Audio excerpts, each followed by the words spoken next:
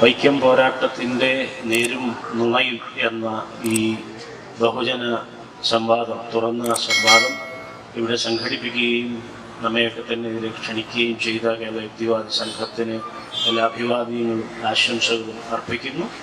അതുപോലെ തന്നെ ജാതി വിരുദ്ധ മതേതര ജനായത്ത പോരാട്ടത്തിൽ ഇവിടെ ശ്രീ രാജഗോപാൽ സൂചിപ്പിച്ചതുപോലെ തന്നെ നമ്മുടെ പാലക്കാട്ട് അടക്കമുള്ള കൽപ്പാത്തിയിൽ അടക്കമുള്ള സമരങ്ങളുടെ പോരാട്ടങ്ങളുടെ 100ാം വാർഷികം അടക്കം ആചരിക്കുന്നതിനെക്കുറിച്ച് ആ ശക്തമായ പോരാട്ടം, ജാതിക്കെതിരായ മതേതരത്തിനും മാനവികതയ്ക്കും അതുപോലെ തന്നെ ജനാധിപത്യത്തിനും വേണ്ടിയുള്ള പ്രാതിനിധ്യത്തിനു വേണ്ടിയുള്ള അവകാശ പോരാട്ടം അത് ഏറ്റവും സജീവമാക്കേണ്ട ഒരു മുഹൂർത്തം കൂടിയാണ് എന്ന് ഞാനിവിടെ ഊന്നിപ്പറയാൻ ആഗ്രഹിക്കുകയാണ്.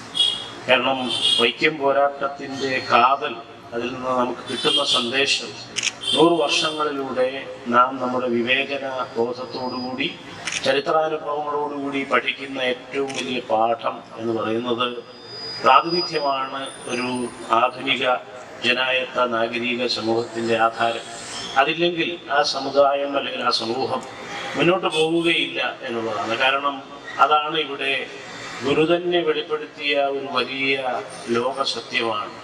മനുഷ്യന് എവിടെ പ്രവേശനം നിഷേധിക്കുന്നു, മനുഷ്യൻ എന്ന നിലയിൽ എവിടെ പ്രവേശനം പ്രാതിനിധ്യം നിരാകരിക്കപ്പെടുന്നുവോ അവിടെയൊക്കെ മനുഷ്യരെന്ന നിലയിൽ തന്നെ മനുഷ്യത്വത്തെ ഊന്നിക്കൊണ്ട് സമാധാനപരമായി പരിപൂർണമായും അഹിംസാ മാർഗത്തിലൂടെ പരമാവധി സമാധാന മാർഗത്തിലൂടെ കടന്നു കയറുക, പ്രവേശനവും പ്രാതിനിധ്യവും ഉറപ്പാക്കുക. മൂടി വച്ചിരിക്കുന്ന പാൽപ്പായസം രാഷ്ട്രീയ അധികാരത്തിന്റെ രൂപകമാണ്. പ്രാതിനിധ്യ അവകാശത്തിന്റെ, മനുഷ്യാവകാശത്തിന്റെ പ്രാഥമികമായ മനുഷ്യാവകാശമായ സാമൂഹ്യ ജനായത്ത പ്രാതിനിധ്യം, രാഷ്ട്രീയ പ്രാതിനിധ്യം, അതിനെയാണ് ആ പാൽപ്പായസം എന്ന രൂപത്തിലൂടെ ഗുരു 1924 പ്രഖ്യാപിച്ചത്. സി. കേശവനുമായി നടത്തിയൊരു ഇന്റർവ്യൂവിലാണ്. പക്ഷെ അതേസമയം തന്നെ അതിനെ കലാപത്തിനുള്ള ആഹ്വാനമായി ഗാന്ധിജി അതിനെ ദുർവ്യാഖ്യാനം ചെയ്തു. ഗാന്ധിജിയെ തെറ്റിദ്ധരിപ്പിച്ചതാണ്. അതാണ് അദ്ദേഹം വടക്കേ ഇന്ത്യയിൽ ഇരുന്നുകൊണ്ട് ഈ പറഞ്ഞ യങ് എഴുതിയത്. തീയന്മാരുടെ ആത്മീയ നേതാവായിട്ടുള്ള നാരായണ ഗുരു ഇങ്ങനെ പറയുന്നു, ഇത് ഇന്ന് അവിടെ കടന്നു കയറണം എന്ന് പറഞ്ഞാൽ നാളെ ഈ ക്ഷേത്രങ്ങളൊക്കെ ഇടിച്ചു നിരത്തുകയില്ല എന്ന് പറയാൻ കഴിയുമോ എന്ന ഒരു ഹൈപ്പോത്തറ്റിക്കൽ സംശയം ഉന്നയിച്ചുകൊണ്ടാണ് ഗാന്ധിജി ഈ പറഞ്ഞതുപോലെ ഇടതുരുത്തിയിൽ പോയി പുറത്തു നിന്ന, അതും കഴിഞ്ഞ് തിരുവിതാംകൂറിൽ പോയിട്ട് നാഞ്ചിനാട്ടിൽ ചെന്ന് കന്യാകുമാരി അമ്പലത്തിൽ ചെന്നിട്ട് അവിടെ കൊടിമരത്തിന്റെ അപ്പുറത്ത് നിൽക്കണ എന്ന് പറഞ്ഞപ്പോൾ അവിടെയും മാറി നിന്നുകൊണ്ട് എറിഞ്ഞു കൊടുത്ത പ്രസാദം വായുവിൽ നിന്ന് സ്വീകരിച്ച് തൊഴുതു മടങ്ങിപ്പോയ ഗാന്ധിജി സഹോദരൻ അന്ന് എഴുതിയതാണല്ലോ ഗാന്ധി സന്ദേശം എന്ന കവിത. നായിലും നാണം കെട്ട് ചവിട്ടുന്ന ബ്രാഹ്മണ പാദം നക്കുന്ന ആഹന്ത ദയനീയം. വിശ്വവന്ദിതനായ ഗാന്ധി അദ്ദേഹത്തിന്റെ അധിനിവേശ വിരുദ്ധ പോരാട്ടങ്ങളെയൊക്കെ തന്നെ ബ്രിട്ടീഷ് സാമ്രാജ്യത്വത്തിന്റെ, സൂര്യൻ അസ്തമിക്കാത്ത ബ്രിട്ടീഷ് സാമ്രാജ്യത്വത്തിന്റെ ആ ഭീകരത, ആ ഭീകരാങ്കര സിംഹത്തിനെ കുഞ്ചിരോമത്തിൽ പിടിച്ച് കുടഞ്ഞ ഗാന്ധി പോലും ഇതാ നിൽക്കുന്നു ജാതിയുടെയും ഈ പറയുന്ന സനാതനമെന്ന് വാഴ്ത്തപ്പെടുന്ന ആ വർണ്ണാശ്രമ ധർമ്മത്തിന്റെയും ആ ജാതിശാസനയ്ക്ക് മുമ്പിൽ ശിരസ്സു നമിച്ച് മിണ്ടാതെ തലകുനിച്ച് മടങ്ങിപ്പോകുന്നു എന്നാണ് സഹോദരൻ പറഞ്ഞത്. അപ്പൊ എന്തുമാത്രം ഭീകരമാണ് കേരളത്തിൽ അല്ലെങ്കിൽ ഇന്ത്യയിൽ ജാതിയുടെ, വർണ്ണാശ്രമത്തിന്റെ, ചാതുർവർണ്ണയത്തിന്റെ, ഈ ഹിന്ദുമതത്തിന്റെ ഭീകരത. അതിലപ്പുറം വേറൊരു ഭീകരതയുണ്ടോ എന്ന് നമ്മെ പഠിപ്പിച്ചത് ഗുരുവും സഹോദരനും ടി കെ മാധവനും ഒക്കെ തന്നെയാണ്. അപ്പൊ അത് ജാതിയെ സ്ഥാപിക്കുന്നു, ജാതിയെ വിധിക്കുന്നു, ജാതിയാൽ നിന്നിടുന്നു ജാതിതാൻ ഹിന്ദുമതം. ജാതിയെ അതിൽ നിന്ന് മാറ്റിയാൽ വർണ്ണാശ്രമ ധർമ്മം എന്ന് ഗ്ലോറിഫൈ ചെയ്യുന്ന ആ സനാതന ധർമ്മത്തെ, ആ വർണ്ണ സ്വരാജ്യത്തെ അല്ലെങ്കിൽ സ്വധർമ്മം എന്ന് അദ്ദേഹം പുസ്തകം എഴുതി കളഞ്ഞു. വർണ്ണാശ്രമ ധർമ്മത്തെ വാഴ്ത്തിക്കൊണ്ട് ഗാന്ധിജി സ്വധർമ്മം അല്ലെങ്കിൽ വർണ്ണാശ്രമ ധർമ്മം എന്ന് 36 പുസ്തകം എഴുതി. ബാബാ സാഹേബ് അവിടെ ഇരുന്നിട്ട് അനൈഹിലേഷൻ ഓഫ് ദ കാസ്റ്റിനെ കുറിച്ച് അത് ഡ്രാഫ്റ്റ് ചെയ്തുകൊണ്ടിരിക്കുകയാണ്. ആ സമയത്താണ് ഇദ്ദേഹം 36 ഇത് എഴുതിയെന്ന് പ്രസിദ്ധീകരിച്ചു കഴിഞ്ഞു. 25 വന്ന് ഗുരുവിനെ നേരിട്ട് വർക്കലയിൽ പോയി കുന്നുകയറി കണ്ടയാളാണ് ഗാന്ധിജി. അടവത്ത് ഗുരു പറഞ്ഞത് മറ്റൊന്നുമല്ല, ഈ ഗാന്ധിജി ഇതാ മരത്തേക്ക് നോക്കൂ, ആ തേന്മാവിനെ നോക്കൂ, ശാരദാ മഠത്തിന് അടുത്ത് നിൽക്കുന്ന തേന്മാവ്, അതിന്റെ ഇലകൾ വളരെ വിവിധ സ്വഭാവത്തിലുള്ളതാണ്. ഗാന്ധിജി ഈ വർണ്ണാശ്രമത്തെ ന്യായീകരിക്കുകയായിരുന്നു. നോക്കൂ, ഈ വിലകളെല്ലാം വ്യത്യസ്തമല്ലേ, പ്രകൃതിയിലെല്ലാം വ്യത്യസ്ത രൂപികളല്ലേ, അതുപോലെ വിവിധ വർണ്ണജാതികൾ ഉണ്ടല്ലോ, അത് സ്വാഭാവികമല്ലേ എന്ന് പറഞ്ഞ് ന്യായീകരിക്കാൻ ശ്രമിച്ചപ്പോൾ ഗുരു ഒരൊറ്റ ഉദാഹരണം, അതേ ഉദാഹരണം എടുത്തു. ആ തേന്മാവിന്റെ തന്നെ ഇലകൾ എടുക്കൂ. ഇലകൾ പുറമേ നോക്കുമ്പോൾ വൈവിധ്യപൂർണമായ വിവിധ രൂപത്തിലാണ്, പക്ഷെ അതിന്റെ എല്ലാം സത്ത, അതിന്റെ എല്ലാം ജാറെഴുത്ത് പിഴിഞ്ഞു നോക്കൂ, അതൊന്ന് നാവിൽ തൊട്ടു നോക്കൂ, അതിന്റെ സത്ത ഒന്നാണ്. അത് മാവിന്റെ രസം എന്താണെന്ന് വെച്ചാൽ പുളിയാണോ ചവർപ്പാണോ, അതാണ് മാവിന്റെ രസം. ഈ മാങ്ങയുടെ രസപടം എടുക്കാമോ എന്നൊരു ഫോട്ടോഗ്രാഫറോട് അദ്ദേഹം ചോദിക്കുന്നു. നിങ്ങൾക്ക് ഇതിന്റെ ഒരു ഒപ്റ്റിക്കലായിട്ടുള്ള ഒരു വ്യൂ കിട്ടുന്നുണ്ട്, പക്ഷെ അതിന്റെ രസപടം നിങ്ങൾക്ക് എടുക്കാം. അപ്പൊ ഇതിന്റെ സത്ത മനുഷ്യാണം, മനുഷ്യത്വം, ജാതി ഒരൊറ്റ ജാതിയാണ്. കാരണം ഒരേ രീതിയിൽ ഒന്നിച്ച് പുണർന്ന് പെറുന്നതെല്ലാം ഒരിനം എന്നുള്ള രീതിയിൽ ഒരു സ്പീഷീസ് ആയിട്ടാണ് അദ്ദേഹം അതിനെ നിർണയിച്ചത്. അതിനെയാണ് 25-ൽ ഇവിടെ വന്നതിന് ശേഷമാണ് ആ കന്യാകുമാരി അമ്പലത്തിലേക്ക് പോകുന്നതിനിടയ്ക്കാണ് വർക്കലയിൽ വെച്ച് നമ്മുടെ സ്വർണ്ണജാഥ പോയതുപോലെയാണ്.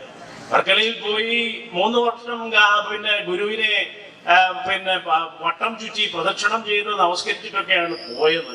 പക്ഷെ അതൊരു വലിയ നുണയായിരുന്നു. ഈ സവർണ ജാഥ എന്ന് പറയുന്നത് ഈ ഹിന്ദുമതം എന്ന് പറയുന്നത് പോലെ തന്നെ ഒരു ഭീകരമായ നുണയായിരുന്നു.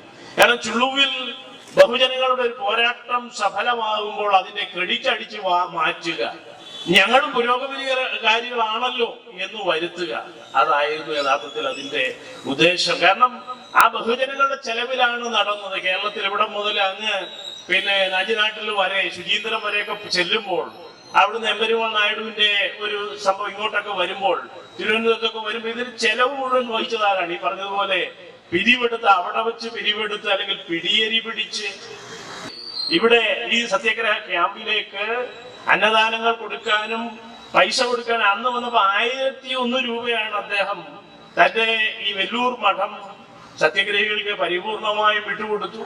അങ്ങോട്ട് പോയപ്പോഴാണല്ലോ അദ്ദേഹത്തെ തടഞ്ഞത്. ഇവിടെ വെച്ചാണല്ലോ ആ റിക്ഷാ വണ്ടിയിൽ ഇറക്കിയത്. പിന്നെ മൂലൂര് 2 കവിതയാണ് എഴുതിയിരിക്കുന്നത്. വേമ്പനാട്ട് കായലിനെ കുറിച്ച് അടക്കം, വേമ്പനാട്ട് കായലിൽ മുങ്ങി മരിക്കുവാൻ പോലും ഇപ്പൊ പറഞ്ഞൊരു പട്ടം ചാടിച്ചു.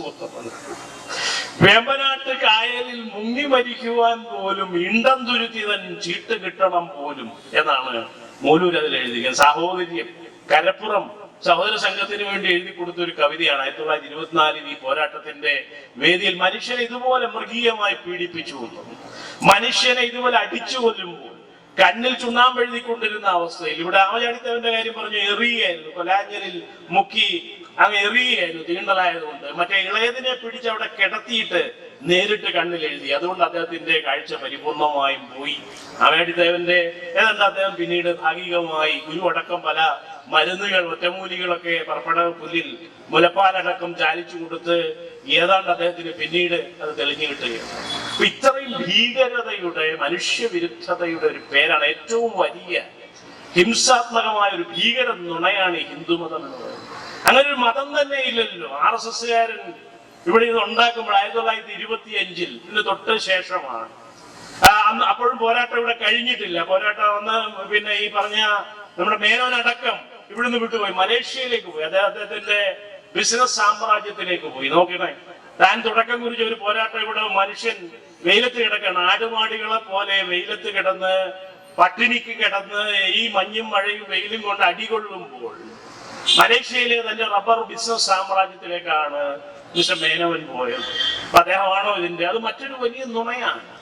സവർണജാഥ പോലെ തന്നെ മറ്റൊരു ഹിന്ദുമതം പോലെ തന്നെ മറ്റൊരു വലിയ നുണയാണ് ഇത്. നമ്മുടെ സവർണരിലെ ഉദാരർ അവർ നയിച്ചതും അവരുടെ കൂടെ താല്പര്യത്തോടു കൂടി നടന്നതാണ്, അല്ലെങ്കിൽ അവരുടെ കൂടി വലിയ കോൺട്രിബ്യൂഷൻസ് ഇതിനകത്ത് ഉണ്ടായിട്ടുണ്ടെന്നത് വരുത്തി തീർത്തതാണ്. പിന്നീട് ഈ പറഞ്ഞ പോലെ വ്യാഖ്യാനങ്ങളിലൂടെ, മാധ്യമ വ്യാഖ്യാനങ്ങളിലൂടെ, പുസ്തക രചനകളിലൂടെ, വ്യവസ്ഥാപിത ചരിത്ര നിർമ്മിതികളിലൂടെ, അധീശ ഹൈന്ദവ ജാതി ഹിന്ദു സവർണ പൊതുബോധത്തിന്റെ നിർമ്മിതിയിലൂടെ അതിന്റെ ഭാഗമായി നടന്നതാണ്.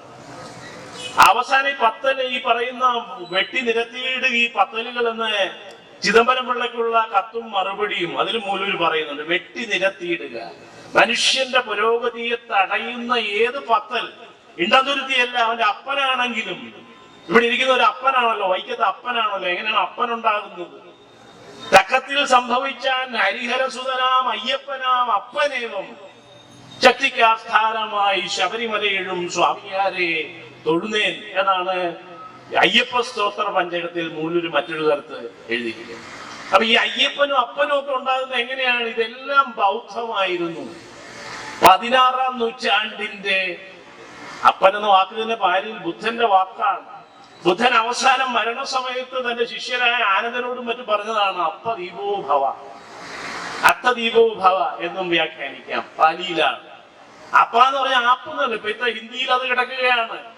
തമിഴകത്ത് അപ്പനുണ്ടായത് അങ്ങനെയാണ്, പാലിയുമായിട്ടുള്ള ബന്ധത്തിലൂടെയാണ്. ദഖിനി പ്രാകൃതമായിട്ടുള്ള ദഖിനി പാലി വഴക്കത്തിൽ നിന്നാണ് തമിഴകത്ത് പ്രാചീന തമിഴ് ഭാഷയിൽ തന്നെ ഏതാണ്ട് ബുദ്ധന്റെ കാലമായ BC 5-6 നൂറ്റാണ്ടുകളിൽ, ക്രിസ്തുവിന് ഏതാണ്ട് 600 വർഷം മുമ്പ് അപ്പൻ എന്ന വാക്ക് തമിഴകത്ത് വരുന്നത് എങ്ങനെയാണ്? ഈ ബുദ്ധവചനത്തിൽ നിന്നാണ് അത് വരുന്നത്.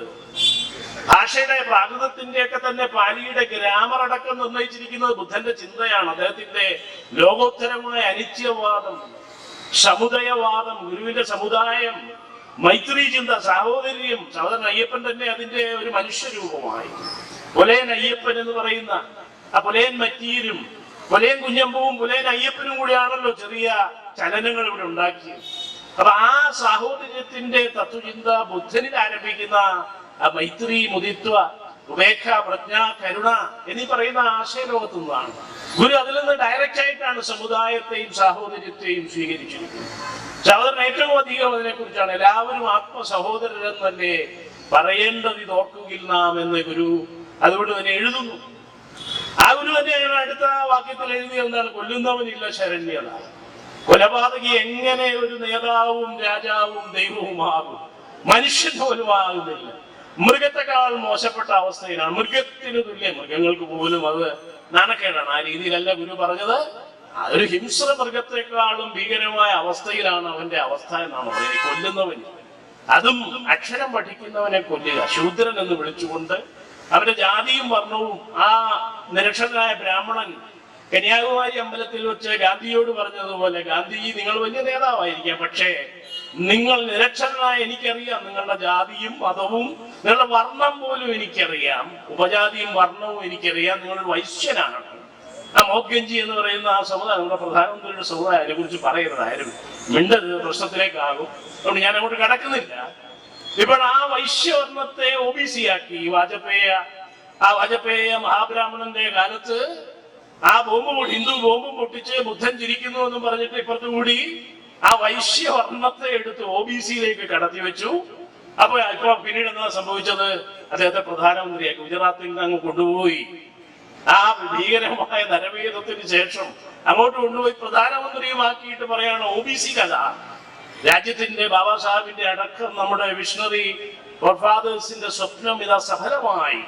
ഇപ്പോ പ്രാണപ്രതിഷ്ഠ നടന്നപ്പോൾ മർമുവാണ് പട്ടികാധികാരിയായ ഒരു ഷെഡ്യൂൾ ട്രൈബായിട്ടുള്ള ഗോത്രവർഗക്കാരിയായിട്ടുള്ള ഒരു സ്ത്രീയാണ് ആകാശവാണിയിലൂടെ അതിനെ ന്യായീകരിക്കുന്നത്. ഇത് ഇന്ത്യയുടെ സ്വപ്ന സഫലീകരണമാണ്. ഇന്ത്യൻ ജനതയുടെ സാമൂഹ്യ ഭാവന ഇതാ സഫലീകരിക്കപ്പെടുന്നു എന്ന മട്ടിൽ ആകാശവാണിയിലൂടെ ഒരു ഗോത്ര വനിതയെ കൊണ്ട് തന്നെ അതിനെ സാധൂകരിക്കാൻ ഭരണകൂടത്തിന് കഴിഞ്ഞു എന്ന് പറഞ്ഞ പോലെയാണ്. വൈശ്യവർണ്ണത്തിലുള്ള ഒരുത്തനെ OBC-യിൽ പെടുത്തി എന്ന് പറഞ്ഞാൽ എന്താണ്? Other backward classes and communities, പ്രാതിനിധ്യമില്ലാത്ത ജനസമുദായങ്ങളിൽ പെടുന്നവരാണ്. അവർക്ക് പ്രാതിനിധ്യം കൂടുതൽ വേണ്ടവരാണ്. വൈശ്യവർണ്ണത്തിൽപ്പെട്ട ഗാന്ധിജിയുടെ സമുദായത്തിൽപ്പെട്ട ഒരുത്തനെ, ഒരു മോദ്ഗഞ്ചിയെ അതിനകത്തേക്ക് കയറ്റി അവരെ പ്രധാനമന്ത്രിയാക്കി OBC-ആക്കി വെച്ചുകൊണ്ട് ന്യായീകരിക്കും. അപ്പൊ അവിടെയാണ് ഗുരുവിന്റെ ആ 100 വർഷം മുമ്പ് 1913-14 എഴുതിയ ജീവകാരുണ്യ പഞ്ചകത്തിലെ ആ വാക്യം, കൊല്ലുന്നവനില്ല ശരണ്യത, മൃഗത്തിനു തുല്യനവൻ, കൊല്ലായിൽ അവൻ ഗുണമുള്ള പുമാൻ, അല്ലായെങ്കിൽ മൃഗത്തിനു തുല്യനവൻ എന്ന വാക്ക് ഇവിടെ മാറ്റിക്കൊടുത്തു. അപ്പൊ അദ്ദേഹം തന്നെയാണ് ഇത് ഭാവന ചെയ്തത്. ഈ പോരാട്ടത്തിന്റെ ഭാവന ആസൂത്രണം എന്ന് പറയുന്ന യഥാർത്ഥത്തിൽ അദ്ദേഹത്തിന്റെ ശിഷ്യഗണങ്ങൾ ചെയ്തു. TK മാധവനും സത്യവാദ സ്വാമിയും അടക്കം ഇവിടെ വന്നത് ചെയ്തു. കാരണം എന്താണ്? ഗുരുവിന് വഴി നടക്കാൻ പറ്റാത്ത അവസ്ഥയിലേക്ക് വന്നു. എങ്ങനെ അത് വന്നു? അദ്ദേഹത്തിന് അറിയാഞ്ഞിട്ടാണോ? അല്ല. 1904 കാലത്താണ് ഇവിടെ ആ പേഷ്കാര് ചങ്ങരമേനോൻ, കോട്ടയം KP ചങ്ങരമേനോൻ ഇവിടെ കൊണ്ടുവന്ന തീണ്ടൽപ്പലകയുണ്ട്. അതുവരെ ഇവിടെ തീണ്ടൽപ്പലകയില്ലായിരുന്നു. തിരുനക്കര കൊണ്ട് സ്ഥാപിച്ചു. അത് 4 ദിവസത്തിനുള്ളിൽ അവിടുത്തെ അവർണ യുവാക്കൾ അടിച്ചെടുത്ത് അവിടുത്തെ മീനച്ചിലാറ്റിലോ എവിടെയാണെന്നറിയില്ല, കൊടുവൂരാറ്റിലോ താഴ്ത്തി കളഞ്ഞു. ഇവിടെ നിൽക്കുകയാണ്. കാരണം ഇണ്ടന്തുരുത്തി നമ്പ്യാതിരിയുടെ സാമന്ത ക്ഷത്രിയനും കൂടിയാണ്, ബ്രാഹ്മണൻ മാത്രമല്ല, ബ്രാഹ്മണ്യത്തിലും മൂത്ത് ക്ഷത്രിയത്വത്തിലേക്ക് കടക്കുന്ന സാമന്ത ക്ഷത്രിയ പദവിയുള്ള നമ്പ്യാതിരിയുടെ ആ കോട്ടകൊത്തളങ്ങൾ ഇവിടെ നിൽക്കുകയാണ്, വടക്കുകൂറിന്റെ അടക്കം. അപ്പൊ 1812 ഇവിടെ മെക്കോളെ സാഹിബ് തന്നെ നമ്മൾ അന്തരിച്ച ആ ബഹുജന ചരിത്രകാരനായിട്ടുള്ള നമ്മുടെ NK ജോസ് സാറിനെ നാം അവിടെയൊക്കെ വണങ്ങേണ്ടതുണ്ട്, ഓർക്കേണ്ടതുണ്ട്. അദ്ദേഹമാണ് അതിനെ കുറിച്ചൊക്കെ എഴുതിയത്. ഈ ദളവാക്കുളം ചരിത്രത്തിൽ ഇങ്ങനെയുള്ള മുലച്ചിപ്പറമ്പ് 1803 ഈ പറയുന്ന സാമൂഹ്യ പ്രക്ഷോഭങ്ങളുടെയൊക്കെ ഏതാണ്ട് കാരണഭൂതയായിരിക്കുന്ന ചേർത്തലയിലെ നങ്ങേലി ഏതാ ധീര വനിത നടത്തിയ തിരുവിതാംകൂറിലെ മുലക്കരത്തിനെതിരായ പ്രതിഷേധം 1820-കൾ 30-കളായപ്പോഴാണ് ശകുന്തളാദേവി, നീതി അടിയാൾ, യേശു അടിയാൾ അവരുടെയൊക്കെ രക്തസാക്ഷിത്വം നാഞ്ചിനാട്ടിൽ നാടാർ സ്ത്രീകളുടെ പോരാട്ടത്തിന്റെ മാറുമറയ്ക്കൽ മേൽശീല കലാപത്തിന് 200-ാം വാർഷികമാണ്. അതിനു മുമ്പ് 1803 ഈ പറയുന്ന ചേർത്തല നങ്ങേലിയുടെ വലിയ രക്തസാക്ഷിത്വം നടന്നു. ഇപ്പോഴും അവരുടെ കൊച്ചുമക്കൾ അവിടെ ജീവിക്കുകയാണ്, ചേർത്തല ടൗണിനടുത്ത് തന്നെ. കൊച്ചുമകളുമായി നാം സംഭാഷണം നടത്തിയ രേഖകൾ യൂട്യൂബിൽ തന്നെയുണ്ട്. അപ്പൊ ആ രീതിയിലുള്ള വലിയ പോരാട്ടങ്ങളെ 1803 നങ്ങേലിയുടെ രക്തസാക്ഷിത്വം, അതിനുശേഷം നടന്ന 1806 ഈ പറഞ്ഞ കരിപ്പണിക്കരും കുന്നേൽച്ചേന്നിയുടെ ഒക്കെ ഭവനങ്ങൾ തന്നെ ഇപ്പോഴും നിൽക്കുകയാണ്. പുതിയ വീട് മാറി എന്ന് മാത്രമേ ഉള്ളൂ. അവിടെ തന്നെ നമുക്കറിയാം വടയാർ വന്നിരുന്നുകൊണ്ടാണ് ഗുരു പറഞ്ഞത്, ആ പച്ചക്കണ്ണ എന്ന് പറയുന്ന മുസ്ലിം വ്യാപാരിയിൽ നിന്ന് എനിക്ക് അവിടെ ഒരു 3 ഏക്കറോളം ഞാൻ എഴുതി വാങ്ങിക്കുകയാണ്. എന്തിനാണ്? അതുകൊണ്ട് ഒരു കാര്യം സാധിക്കാനുണ്ട്. 1910-കളുടെ അന്ത്യത്തിൽ വടയാറിൽ വന്നിരുന്നുകൊണ്ട് ഗുരു പറയുകയാണ്, എനിക്ക് അവിടെ വെല്ലൂർ മഠം, വെല്ലൂർ എന്ന് പറഞ്ഞാൽ തന്നെ വലിയ വല്ലമിരിക്കുന്ന ഊരാണ് വെല്ലൂർ, അല്ലെങ്കിൽ വെല്ലൂർ എന്നിപ്പോ പറയുന്നത്. ഏതാണത്? വല്ലം വലിയ ഇല്ലമാണ്, ഇതെല്ലാം ബൗദ്ധ മൊണാസ്ട്രികളായിരുന്നു. ഇവിടെയാണ് വലിയൊരു മൊണാസ്ട്രിയും ഒരു കാവും, സംഘാരാമം, കന്യകാവ്, ഇപ്പൊ കാലാക്കൽ കാവ്, അകത്താണ് പനച്ചിക്കൽ കാവ്. ഇതെല്ലാം ഒരു വലിയ സംഘാരാമങ്ങളുടെ തുടർച്ചകളായിരുന്നു, ബൗദ്ധമായ സംഘാരാമം. നമ്മുടെ NK ജോസ് സാർ തന്നെയാണ് മലയാളത്തിൽ അത് ആദ്യമായി എഴുതിയത്. അദ്ദേഹം സൈറ്റ് ചെയ്തതാകട്ടെ അമേരിക്കൻ വനിതയായിട്ടുള്ള കലാചരിത്രകാരിയും വാസ്തുശില്പ വിദഗ്ധയുമായിട്ടുള്ള സ്റ്റെല്ല ക്രാംറിച്ച് എന്ന് പറയുന്ന പോളിഷ് അമേരിക്കൻ ആ ഒരു വനിത, അവരിവിടെ വന്ന് നടത്തിയ 10-20 വർഷം ഇതിലിവിടെയൊക്കെ കിടന്ന് പരിശ്രമിച്ച് ഫോട്ടോഗ്രാഫുകളും എപ്പിഗ്രാഫുകളും ഒക്കെ പരിശോധിച്ച് നടത്തിയ പരിശ്രമത്തിന്റെ ഭാഗമായിട്ടാണ് Dravida in the architecture of Kerala എന്ന് പറയുന്ന ആ പുസ്തകം, ദ ഹിന്ദു ടെമ്പിൾ എന്നൊക്കെ പറയുന്ന പുസ്തകം. ഇതിനകത്താണ് പരാമർശം വന്നിരിക്കുന്നത് 1539 മാത്രമാണ്. എന്ന് പറഞ്ഞാൽ 16-ാം നൂറ്റാണ്ടിന്റെ മധ്യത്തിൽ മാത്രമാണ്, എഴുത്തച്ഛനൊക്കെ ശേഷം, പോർച്ചുഗീസുകാർ വന്നതിന് ശേഷം മാത്രമാണ് ഈ അമ്പലം അതൊരു ഹൈന്ദവമായ ബ്രാഹ്മണിക ശൈവ ക്ഷേത്രമാക്കി പുനഃപ്രതിഷ്ഠ നടത്തിയിട്ടുള്ളത് എന്നുള്ളത്. അതിനു മുമ്പ് അമ്പലമാണുള്ളത്, അൻപിന്റെ അളമാണ്. അരുൾ അൻപ് അനുകമ്പ എന്ന് ഗുരു പറയുന്ന അൻപ്, തിരുവള്ളുവരുടെ അൻപ് എന്ന് പറയുന്നതാണ് കമ്പാഷൻ. പിന്നെയും ബുദ്ധനിലേക്കാണ് അത് പോകുന്നത്. ബുദ്ധനിലേക്കില്ല, അത് പൂർവ്വബുദ്ധന്മാരിലേക്ക്, ആ സൈന്ധവ നാഗരികതയിൽ ഇരിക്കുന്ന ആ പൂർവ്വബുദ്ധന്മാരിലേക്ക് തന്നെ അത് പോകും. അത്രയും ഞാൻ സൂചിപ്പിച്ചത് ആ 6000 അല്ലെങ്കിൽ 8000 വർഷത്തിന്റെ ബഹുജന ശ്രവണ പാരമ്പര്യമാണ് നമ്മുടെ ബഹുജനങ്ങൾക്കുള്ളത്. അപ്പൊ ആ ഒരു വലിയ അൻപിന്റെ ആലയമായിരുന്നു, അൻപിന്റെ ആളമായ ദ്രാവിഡ വാക്കാണ്, സംസ്കൃതത്തിൽ നല്ല, സംസ്കൃത പദമല്ല അമ്പലം എന്ന് പറയുന്നത്. കാവാണെങ്കിലും അൻപലമാണെങ്കിലും ഒക്കെ തന്നെ ദ്രാവിഡ മൂലപദങ്ങളാണ്. ആ 16-ാം നൂറ്റാണ്ടിൽ ഏതാണ്ട് മഹായന ശൈലിയിലായിരുന്ന, മഹായന ശൈലി തന്നെ ഒരു ബ്രാഹ്മണികമായ ഒരു വ്യതിചലനമാണ്. ബുദ്ധന്റെ അടിസ്ഥാന ആശയത്തെ അശോകൻ ബുദ്ധവാദം അല്ലെങ്കിൽ തേരവാദം, ആദിമ ബുദ്ധിസത്തെ തേരവാദം എന്ന് പറയുന്നു. പിന്നീട് മഹാബ്രാഹ്മണനായിരുന്ന നാഗാർജുനനൊക്കെ സംഘത്തിലേക്ക് വന്നപ്പോഴാണ്, ബുദ്ധന് ശേഷം ഏതാണ്ട് 600-700 കൊല്ലങ്ങൾക്ക് ശേഷം, CE 1-2 നൂറ്റാണ്ടിലാണ് നാഗാർജുനാചാര്യരുടെ, നമ്മുടെ ആന്ധ്രത്തുകാരനാണ്. അദ്ദേഹത്തിന്റെ മാതാവ് നാഗവംശജനാണ്, പക്ഷെ പിതാവ് ബ്രാഹ്മണനായി. അപ്പൊ അദ്ദേഹത്തിന് ബ്രാഹ്മണിക പാരമ്പര്യം തന്നെയാണ് അദ്ദേഹത്തിന് മുഖ്യമായിട്ടുണ്ടായത്. പക്ഷെ അദ്ദേഹം ബുദ്ധിസത്തിലേക്ക് എങ്ങനെയോ ഈ നാഗപാരമ്പര്യത്തിലൂടെ ആവാം, ആ ബഹുജന പാരമ്പര്യത്തിലൂടെ അദ്ദേഹം ബുദ്ധിസത്തിലേക്ക് വന്ന് വലിയ ഫിലോസഫറായി രണ്ടാം ബുദ്ധൻ എന്നൊക്കെ വലിയ വിശേഷിപ്പിക്കപ്പെടുന്നുണ്ട്. പക്ഷേ അദ്ദേഹത്തിന്റെ ചിന്തയിൽ ഈ ബ്രാഹ്മണ്യത്തിന്റെ വേദാന്തവാദം, അതിഭൗതികവാദം അതിലേക്ക് കലർന്നിട്ട് ആ ബ്രഹ്മവാദം വന്നിട്ടാണ് ഇതിനെ ഗൂഢവൽക്കരിക്കുന്ന, മായികവൽക്കരിക്കുന്ന, മിസ്റ്റിഫൈ ചെയ്യുന്ന ഒരു ചിന്ത അദ്ദേഹം തുടങ്ങി. അതാണ് മാധ്യമിക സ്കൂൾ മഹായാനം എന്ന് പറയുന്നത്. മൂലമാധ്യമിക കാരിക എഴുതിക്കൊണ്ട് അദ്ദേഹം അത് ചെയ്തു. അദ്ദേഹത്തിന്റെ അനുയായികൾ എന്നല്ലാതെ അദ്ദേഹത്തെ വായിച്ചിട്ടുള്ള ചില ബ്രാഹ്മണ വേദാന്ത പണ്ഡിതർ പിന്നീട്, അത് 1-2 നൂറ്റാണ്ടിലാണ് നാഗാർജുനൻ. പിന്നീട് വന്നിട്ടുള്ള ഗൗഡപാദര്, ശങ്കരൻ തന്റെ പരമഗുരുവായി അംഗീകരിക്കുന്ന ഗൗഡപാദര് മാണ്ഡുക്യ കാരികയുടെ, മാണ്ഡുക്യ ഉപനിഷത്തിന്റെ വ്യാഖ്യാനത്തിൽ തന്നെ ഇദ്ദേഹത്തിന്റെ ശൂന്യവാദം സ്വീകരിച്ചു. ബുദ്ധന്റെ അനിത്യവാദത്തെയാണ് ഇദ്ദേഹം ശൂന്യവാദമാക്കിയത് നാഗാർജുനൻ.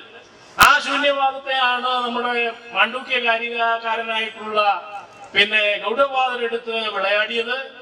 ആ ഗൗഡപാദരെ പരമഗുരുവായി അംഗീകരിക്കുന്ന നമ്മുടെ ശങ്കരൻ 9-ാം നൂറ്റാണ്ടായപ്പോഴത്തേക്ക് ഇതിനെടുത്ത് അദ്വൈതം എന്നങ്ങ് വ്യാഖ്യാനിച്ച് അടിച്ചു മാറ്റി.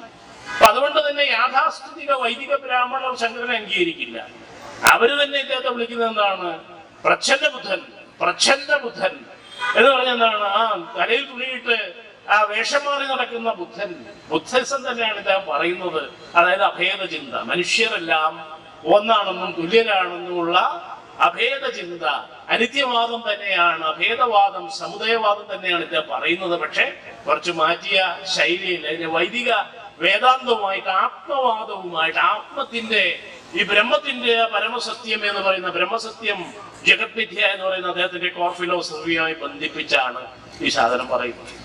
അപ്പൊ ഇങ്ങനെയാണ് ഇതിനെ അടിച്ചു മാറ്റി. തത്വചിന്തയിൽ നടത്തിയ ഇതേ മാറ്റം തന്നെയാണ് ആരാധനാലയങ്ങളിലും ദേവാലയങ്ങളിലും സംസ്കാരത്തിലും മറ്റെഴുന്നള്ളിപ്പുകളിലും ഉത്സവങ്ങളിലും സാംസ്കാരികമായ എല്ലാ മേഖലകളിലും, സംഗീത, സാഹിത്യ, നൃത്ത, നാട്യ, തിയേറ്റർ അടക്കമുള്ള കലകളിലടക്കം, ഭാഷയിലടക്കം ഇത്തരം കലർപ്പ് കൊണ്ടുവന്നുകൊണ്ടാണ് ഇതിനെ വീണ്ടും ബ്രഹ്മവാദത്തിലേക്ക്, ആത്മത്തിന്റെ ആ സാമ്രാജ്യത്വത്തിലേക്ക്, ആ അദ്വൈതത്തിന്റെ ശാങ്കരാദ്വൈതത്തിലേക്ക്, ബുദ്ധന്റെ അനിത്യവാദത്തെ നാഗാർജുനന്റെ ശൂന്യവാദത്തിലൂടെയും ഗൗഡപാദരുടെ വേദാന്ത ചിന്തയിലൂടെയും പിടിച്ചു മാറ്റി ഇങ്ങനെ മാറ്റിമറിച്ച് തനിക്കാക്കി വെടക്കാക്കി എടുക്കുക എന്ന് പറയുന്ന പ്രക്രിയ. ഇതെല്ലാം സനാതന ധർമ്മം എന്നുള്ള പ്രയോഗം പോലും ബുദ്ധന്റെ പാലിവചനത്തിൽ നിന്നാണ്. അപ്പനുണ്ടായതുപോലെയാണ്, അപ്പദീപോ ഭവ എന്നത് മാറ്റിയതുപോലെ.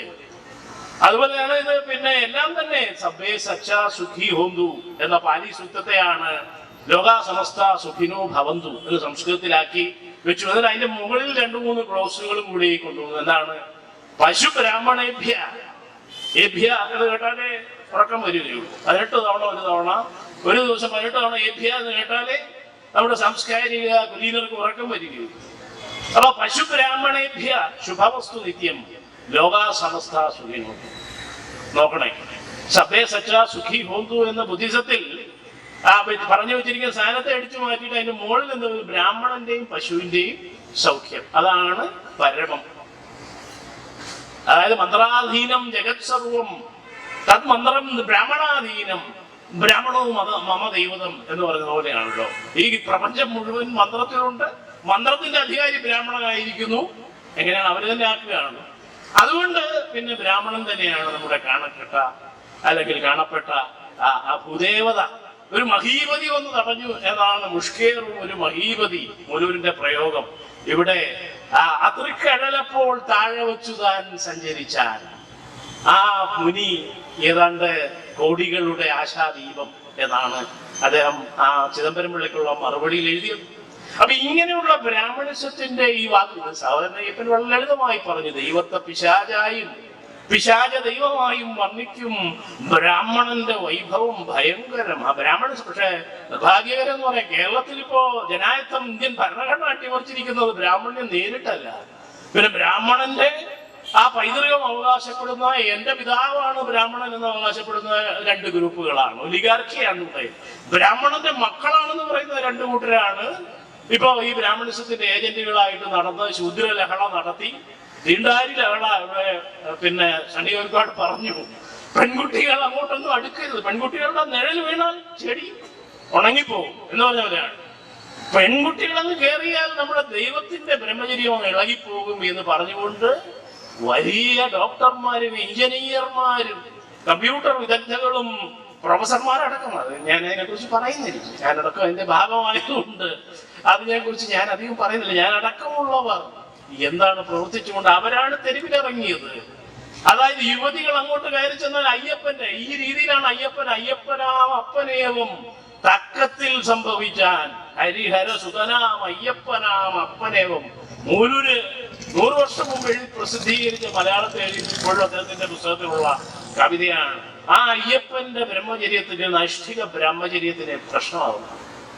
അപ്പൊ എന്ന് പറഞ്ഞുകൊണ്ടാണ് ഇവിടുത്തെ കുലീനകളായിട്ടുള്ള മലയാളി പറഞ്ഞ പോലെ അസത്യഭാമകളുടെയും മനുസ്മൃതി റാണികളുടെയും ഒക്കെ മക്കളും എല്ലാം കൂടെ തെരുവിലിറങ്ങിയാണല്ലോ 2018 അത് നമ്മുടെ പെൻഗയോസ് എഴുതിയതുപോലെ 2019 തന്നെ അദ്ദേഹം ആ പുസ്തകം എഴുതി. അതായത് സല്യൂട്ട് ചെയ്യേണ്ട, കേരളം ഉള്ളിടത്തോളം സല്യൂട്ട് ചെയ്യേണ്ട ഒരു വർക്കാണ് ശൂദ്ര ലഹള. ആ ഒരു ടൈറ്റിൽ മൊത്തം അദ്ദേഹത്തെ ഈ പറഞ്ഞ പോലെ ബുദ്ധനെ പോലെ ഗുരുവിനെ പോലെ നാം എന്നും ഓർക്കേണ്ട ഒരു നാമമാകുന്ന നമ്മുടെ ഒരു ഗുരുനാഥനായി മാറുന്ന അങ്ങനെയാണ് ശൂദ്ര ലഹള. ശൂദ്രൻ ഇത് ഏറ്റെടുത്തിരിക്കുകയാണ്. ഈ പറയുന്ന കെട്ടുകഥയായ ബ്രാഹ്മണിക ഹിന്ദുമതത്തെ അതിന്റെ ഏജന്റുകളായിട്ട് ഇവർ നടക്കുകയാണ്. ശൂദ്രര് ഇതിനു വേണ്ടി അവരുടെ സമ്മർദ്ദത്തിൽപ്പെടുത്തി ഏതാനും ചണ്ടാളരെയും കൂടി അതിന്റെ കൂടെ പിടിച്ചിരിക്കുന്നു. അപ്പൊ ചണ്ടാള വനിതകളും ശൂദ്ര വനിതകളും ഒക്കെ കൂടെ തെരുവിലിറങ്ങിയിട്ടാണ് ഇന്ത്യൻ ഭരണഘടന അട്ടിമറിച്ചത്. മണിപ്പിള്ളയാണ് ഈ ജാതിത്തെറിയുടെ പരിപാടി ഇവിടെ തുടങ്ങിയത്.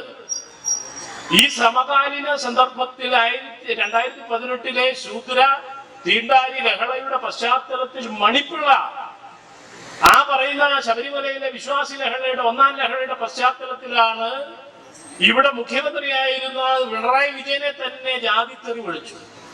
ഇതുപോലെ റെക്കോർഡിൽ വിളിക്കുകയാണ്, ജാതിത്തെറി വിളിക്കുകയാണ്. അപ്പൊ അത് വലിയ ഭരണഘടനയ്ക്കെതിരായ വലിയ കുറ്റകൃത്യമാണ്. ഇന്ത്യൻ ഭരണഘടനയുടെ കോണ്ടെക്സ്റ്റ് ഏറ്റവും വലിയ കുറ്റകൃത്യമാണ് ജാതിത്തെറി, ജാതി അധിക്ഷേപം.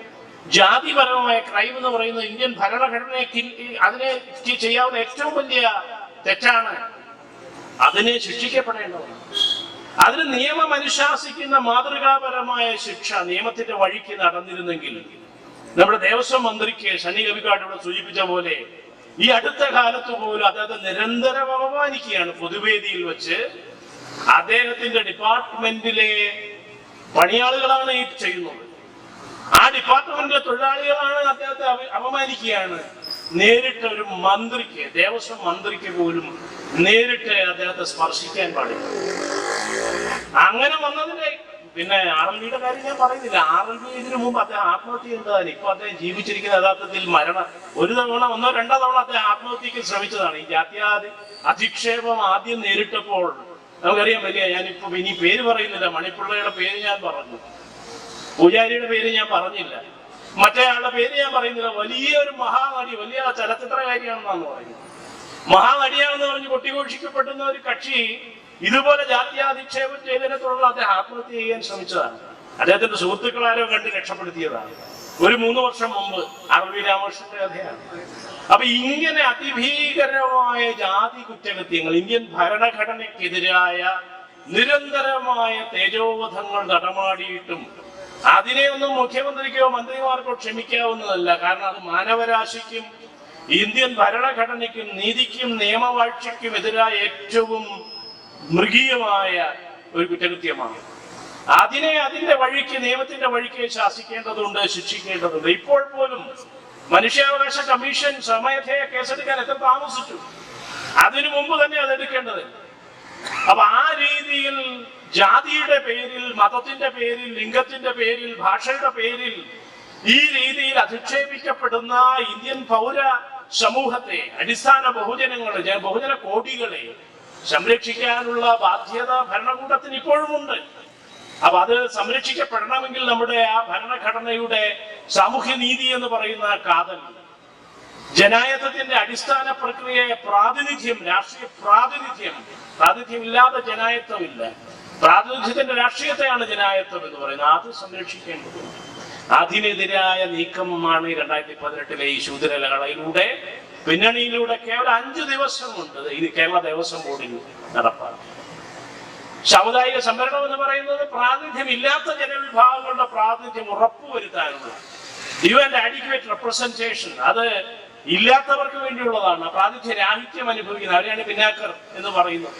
പ്രാതിനിധ്യത്തിൽ പിന്നാക്കം എന്നാണ് അതിന്റെ അർത്ഥം, മറ്റൊരു വിഷയത്തിലുമല്ല. അവർക്ക് പ്രാതിനിധ്യം കിട്ടിയിട്ടില്ല, അവർക്ക് വേണ്ടിയുള്ളതാണ്. അതിനെ സാമ്പത്തികമായ ദുർവ്യാഖ്യാനം നടത്തി ഉള്ളവനും ഇല്ലാത്തവനും എന്ന് പറയാ ഈ പറയുന്ന വർഗസമര വായാടിത്തം അടിച്ച് വികേസ് അടക്കമുണ്ടാക്കി ഇതിനെക്കുറിച്ച് സംസാരിക്കുന്നവനെയൊക്കെ വെട്ടി നീക്കി നിശബ്ദരാക്കി അവരെ തേജോധം ചെയ്തും വ്യക്തിഹത്യ ചെയ്തും ഒക്കെ മാറ്റി അത് വളരെ തരപ്പെടുത്തി കഴിഞ്ഞു. സ്വന്തക്കാർക്ക് കൂടുതൽ അമിതപ്രാതിനിധ്യ കുത്തക ഉറപ്പാക്കുക, അല്ലെങ്കിൽ അമിതാധികാര കുത്തക പെരുപ്പിക്കുക. ദേവസ്വം ബോർഡിന്റെ ഒറ്റ ഉദാഹരണം മതി.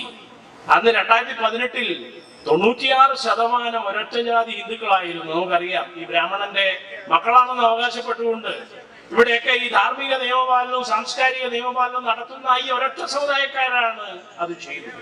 96% അവർ കുത്തകയാക്കിയിരുന്ന അവിടെ ഈ ഇന്ത്യൻ ഭരണഘടന തകർക്കുന്ന, പ്രാതിനിധ്യ ജനായത്വം തകർക്കുന്ന ഈ സാമ്പത്തിക സംവരണവാദം പറഞ്ഞുകൊണ്ട് അമിത പ്രാതിനിധ്യമുള്ള സവർണർക്ക് വീണ്ടും 10% കൂടെ നേടി എന്ന് പറഞ്ഞാൽ 106% പോവുകയാണ്. സാധ്യമല്ല എന്ന് പറഞ്ഞാൽ 100-നപ്പുറത്തേക്ക് കടക്കുകയാണ്. ആ പെരുംകുത്തക വീണ്ടും ഇരട്ടിപ്പിച്ചു എന്ന് മാത്രം.